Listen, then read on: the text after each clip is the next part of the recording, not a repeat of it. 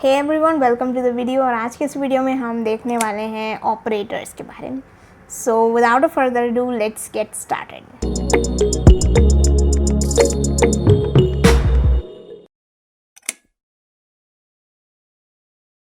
तो ऑपरेटर्स से हमारा क्या मतलब है, जो कि हम काफ़ी ज़्यादा यूज़ कर चुके हैं हमारे बचपन में। मैथ्स में हमने काफ़ी बार पढ़ा है ऑपरेटर्स। तो बिल्कुल बेसिक अगर सिंपल सा इसका मीनिंग में हम जाएं तो ऑपरेटर्स का मतलब हो सकता है हमारा सिंबल। सिंबल किस चीज़ के लिए? That is use to perform some action. Okay, तो सिंबल्स से हमारा मतलब है कि हमारे पास काफ़ी सारे ऑपरेशंस करने के लिए हमारे पास सिंबल होते हैं, जिससे हम ऑपरेशंस परफॉर्म करते हैं। अब ये ऑपरेशंस किस पे परफॉर्म होते हैं? हमारे ऑपरेशंस जो परफॉर्म होते हैं ऑपरेंड्स पे। तो ऑपरेंड से हमारा क्या मतलब है?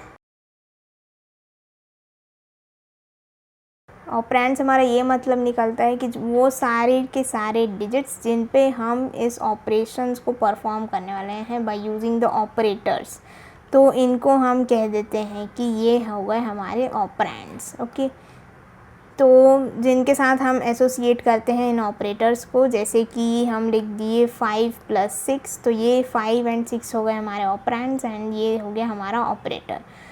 तो ये हो गया हमारा about the basic of operators.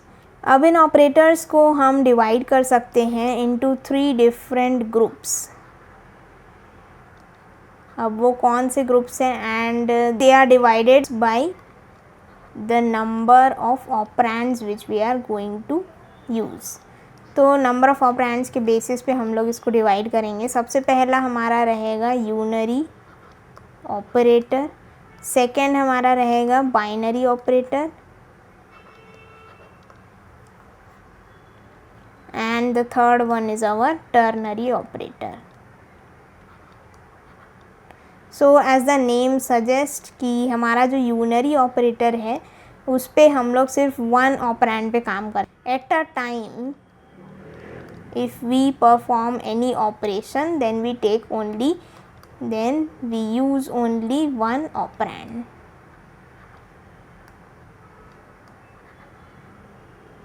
Then next similarly हमारा होता है बाइनरी ऑपरेटर। तो एट अ टाइम अगर हम कोई भी दो ऑपरेंड्स को यूज़ करके कोई ऑपरेशन कर रहे हैं, we only use 2 operands at a time, तो हम लोग इसको बोल देते हैं कि बाइनरी ऑपरेटर्स। तो बाइनरी ऑपरेटर्स में अब ये एक देखने वाली बात है कि हम कई बार ऐसे भी लिखते हैं कि 5 + 6 then divide by 10 then multiplied by 2 like this. तो अब ये कैसे बाइनरी की तरह काम करेगा? क्योंकि यहाँ पे तो हमारे पास काफ़ी सारे ऑपरेटर्स हैं एंड काफ़ी सारे हमारे पास नंबर्स भी हैं, तो ऑपरेंड्स भी है। क्या एक बार में हम लोग सिर्फ 2 ही डिजिट को यूज़ कर रहे हैं क्या? नहीं, बिल्कुल भी नहीं। यहाँ पे तो हम लोग 4 को यूज़ कर रहे हैं, तो ये तो बाइनरी नहीं हुआ।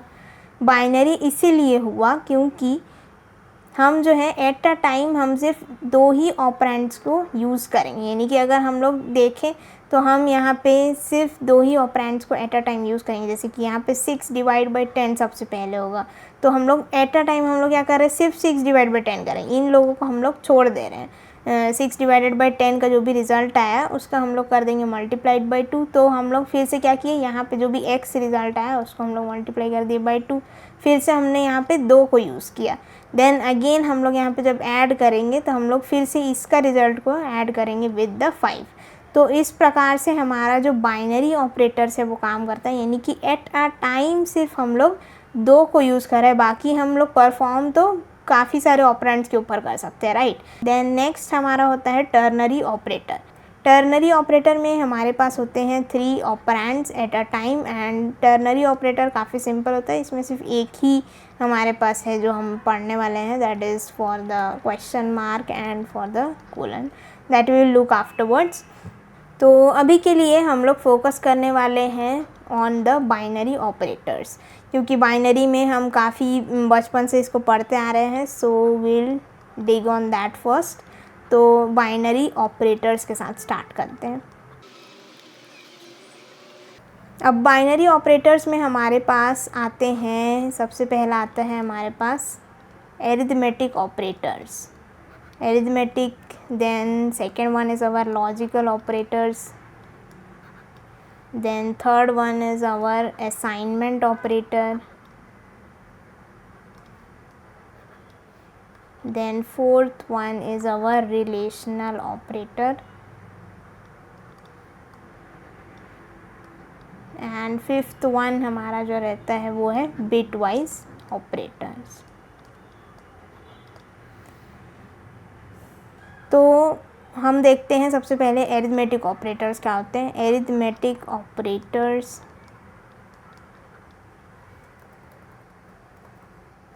एरिथमेटिक ऑपरेटर्स में हमारे पास आते हैं एडिशन, देन हमारे आते हैं subtraction, then comes our multiplication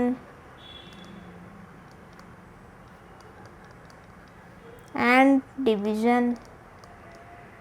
और हमारे पास जो प्रोग्रामिंग लैंग्वेजेस के एरिथमेटिक ऑपरेटर्स होते हैं उसमें आते हैं हमारे एक और जो कि है मॉड्यूलो भी बोलते हैं या फिर इसको बोलते हैं मॉड्यूलस। ये होते हैं हमारे रिमाइंडर्स के लिए। तो अब इन सारी चीज़ों को हमने ऑलरेडी काफ़ी बार पढ़ चुका है, जो कि हमारे बचपन में काफ़ी हमारे मैथ्स में होता था। That is for the addition, subtraction, multiplication and division. तो इन सारी चीज़ों को इतना डिटेल में डिस्कस करने जैसा है नहीं, तो हम इसको एक ब्रीफ में डिस्कस कर लेते हैं। तो मान लो हमारा a का वैल्यू है 10 एंड b का वैल्यू है 20। देन अगर हम लोग प्रिंट कराना चाहें कि a plus b, so what will be the output of a multiplied by b, then a divided by b, then a minus b, then a modulus b। तो इन सारे का हमारा आंसर क्या होगा, a प्लस बी का हो जाएगा हमारा 30, then a multiplied by b that is will be 200, a divided by b तो ये हो जाएगा हमारा 0 and a minus b that will be minus 10 and a modulus b that will be equal to हमारा हो जाएगा 10। अब इस मॉडुलस को एक बार देख लेते हैं हम लोग। तो a मॉडुलस b में क्या हो रहा है हमारा, बेसिकली 10 जो है हमारा यहाँ आ जाएगा एंड 20 जो है यहाँ आ जाएगा। 20 ज़ीरोज़ आ, तो ये हो जाएगा हमारा 10 बचेगा वापस से। ये जो 10 है ये रिमाइंडर है हमारा, और यहाँ पे हमारा जो मॉडुलस है उसका भी काम यही है कि हम रिमाइंडर को रिटर्न करें। सो दैट्स वाई हमारा जो आंसर आया 10। तो और यहाँ पे जो हम डिवीज़न करते हैं तो यहाँ पे हमारा आंसर आता है क्वेश्चन के फॉर्म में, और यहाँ पे हमारा जो आंसर आता है वो आता है रिमाइंडर के फॉर्म में। यही डिफरेंस है हमारा, बस एक और ऑपरेटर आ जाता है जो कि है modulo operator. Okay, then next moving on to our relational operator. अब देखते हैं हमारा रिलेशनल ऑपरेटर क्या होता है। तो रिलेशनल ऑपरेटर से हमारा बिल्कुल सीधा सा ये मतलब निकलता है कि हम किसी भी दो नंबर्स के बारे में रिलेशन बता रहे हैं। मतलब कि जैसे कि हम किसी भी नंबर्स को कंपेयर कर रहे हैं या फिर हम उसके बारे में रिलेशन बता रहे हैं कि वो बाकी के कंपैरिजन में कैसा है, मतलब इक्वल्स टू है, बड़ा है, छोटा है, that relation we are going to tell. तो that is our relational operator. अब जो रिलेशनल ऑपरेटर जो हमारे होते हैं वो हमारे रिटर्न करके देते हैं हमेशा ही एक Boolean value. So they return a Boolean value, that is true और फॉल्स में ही इनका आंसर आएगा। ऑफ कोर्स सिंपल सी बात है कि अगर हम लोग कोई भी चीज़ को कंपेयर करें कि 5 इज़ ग्रेटर दैन 6, तो इसका हमारा आंसर क्या होगा कि ये जो है फॉल्स है। So that is what they are doing. अब हम यहाँ पे देख लेते हैं कि हमारे पास कौन कौन से यहाँ पे ऑपरेटर्स होते हैं। That is the first one is greater than, then second one is less than. अब यहाँ पे इक्वल्स टू के जगह में हमारे पास एक इक्वल टू नहीं होता, यहाँ पे हमारे पास डबल इक्वल्स टू होता है। So double equals to is use to compare the values, and single equals to का मतलब हमारा होता है assignment operator, and this is to double equals to. Double equals to मतलब होता है फॉर कंपैरिजन। तो नेक्स्ट हमारा आता है not equals to. Not equals to मतलब कि तो ये कंपेयर करेगा कि जब भी इक्वल्स नहीं है तो वो आंसर देगा। देन यहाँ पे हो जाएगा हमारा less than equal to, then greater than equal to. तो ये सारे हमारे जो है रिलेशनल ऑपरेटर्स होते हैं जो कि प्रेजेंट होते हैं जावा में।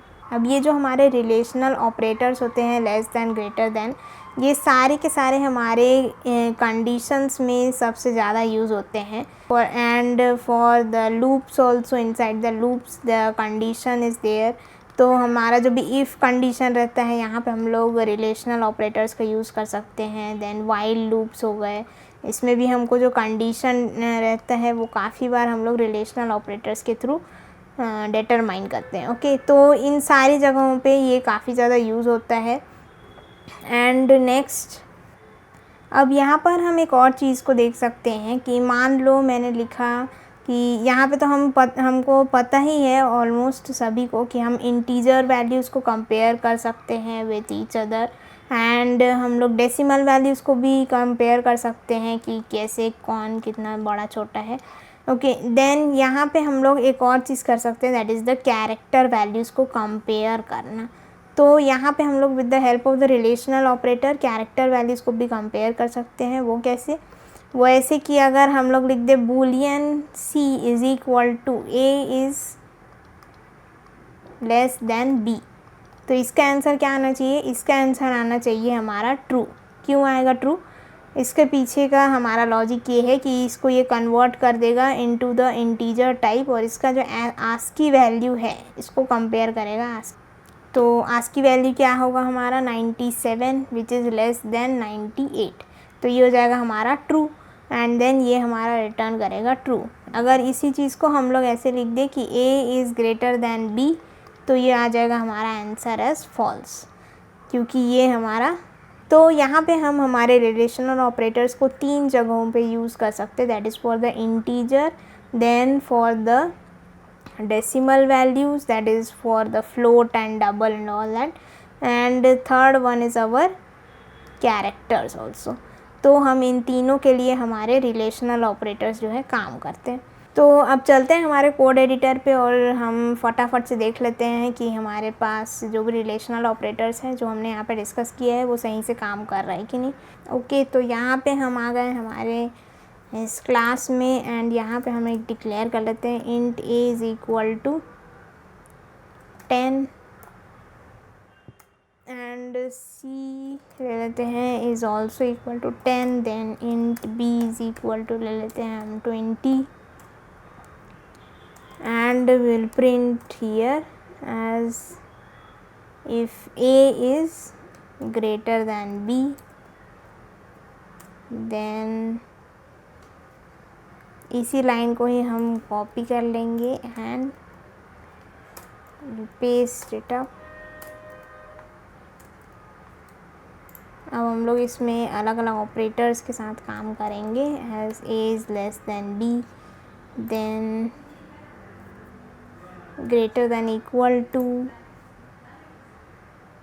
Then less than equal to, then double equals to c, then not equals to c, then greater than equals to c, like that। हम सारे चीज़ों को करके देख सकते हैं। अब एक और चीज़ करके देख लेते हैं जो हमने कैरेक्टर्स के साथ किया था।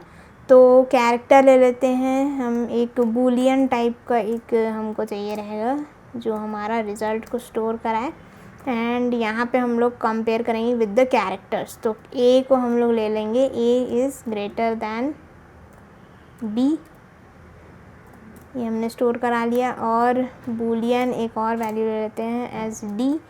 तो यहाँ पे हम लोग कंपेयर करा लेंगे a is less than b।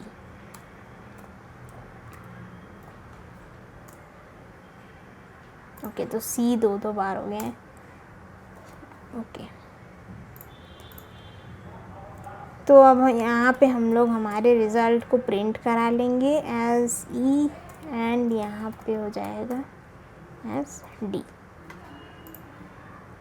तो इन सारी चीज़ों को हमने यहाँ पे कंपेयर करके देखा है। ये तो बिल्कुल सिंपल है, ये आपको पता ही होगा कि इसमें क्या क्या आंसर आने वाला है। हमको बस ट्राई करना है कि ये काम करता है यानी। Okay, so let's go and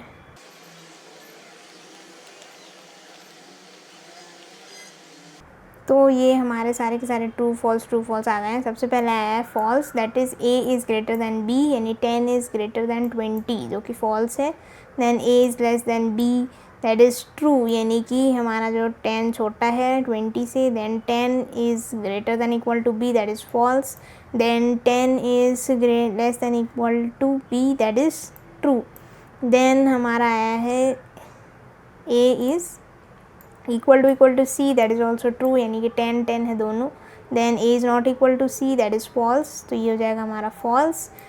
तो ये हमारा आया है A is greater than equal to C, तो इसके लिए हमारा रिजल्ट आया है वो है ट्रू, दैट इज़ ए जो है हमारा 10 है and 10 is equal to c, that is true. Greater than तो नहीं है लेकिन हमारा इक्वल्स तो ज़रूर है, तो ये हमारा आंसर आ जाएगा ट्रू। देन नेक्स्ट हमारा आया है यहाँ पे फॉल्स। फॉल्स क्यों? क्योंकि 97, ए का वैल्यू कितना है, आज की वैल्यू 97 एंड बी का वैल्यू है 98, तो 97 इज़ ग्रेटर दैन 98, तो ये हो जाएगा हमारा फॉल्स। तो ई के लिए हमारे यहाँ पे प्रिंट हुआ है फॉल्स। देन डी के लिए यहाँ पे हमारा प्रिंट हुआ है true, that is 97 is less then 98। तो ऐसे करके हमारे रिलेशनल ऑपरेटर्स जो है काम करते हैं। एंड तो अब हम आ जाते हैं हमारे एक इंटरेस्टिंग सी चीज़ के ऊपर, जो कि रिलेशनल ऑपरेटर्स से रिलेटेड है। सी या C++ के लोग हैं उनके लिए ये काफ़ी बेनिफिशियल होगा एंड हमारे लिए भी है। तो यहाँ पे हम क्या देखने वाले हैं कि अगर हम लोग मान लो लिख लेते हैं इंट फ्लैग को हम लोगों ने यहाँ पे डिक्लेयर कर दिया, ओके, डिक्लेरेशन कर दिया। अब हम लोग यहाँ पे मान लो लिखते हैं इफ़ नॉट ऑफ फ्लैग, तो यहाँ पे क्या होगा कि हम लोग अगर हम C या C++ को यूज़ कर रहे होते तो हम इसको बिल्कुल सही तरीके से इम्प्लीमेंट कर लेते, लेकिन यहाँ पे क्या होगा, इनसाइड अवर जावा ये अलाउ नहीं करता है कि हम किसी भी इंटीजर वैल्यू को नॉट के साथ यानी कि कंडीशन लगा करके यूज़ करें। अगर यही सेम चीज़ हमारा बूलियन में होता, जैसे कि ये बूलियन फ्लैग होता, तो ये हमारा बिल्कुल सही से काम करता। मतलब कि हमने अगर लिख दिया कि बूलियन फ्लैग और फिर यहाँ पे हमने लिख दिया कि if not of flag and then कुछ काम कर लो, तो ये बिल्कुल सही से रन होता है, इसमें कोई प्रॉब्लम नहीं होता। लेकिन यहाँ पे क्योंकि हमने इंट लिख दिया है तो ये हमारा काम नहीं करेगा इनसाइड आवर जावा। तो इसके लिए हम यहाँ पे क्या कर सकते हैं कि इसी कंडीशन को हम अगर कुछ ऐसे लिखें कि flag is equal to 0 and then कुछ कर लो, देन अगर एल्स में यानी कि अगर हम लोग एक और कंडीशन लिखें कि if flag is not equal to 0, तो ये हमारा जो है काम करेगा कंडीशन। तो इन दो कंडीशंस में ये यहाँ पे हमारे पास काम करेंगे, दैट इज़ इक्वल टू 0 को यूज़ करना पड़ेगा, नॉट इक्वल टू 0 को, यानी कि यहाँ पे हमको रिलेशनल ऑपरेटर लगाना पड़ेगा।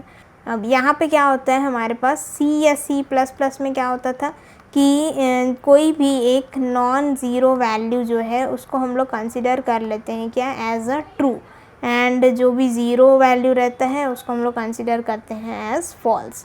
तो ये हमारे C या C++ के लिए रहता है।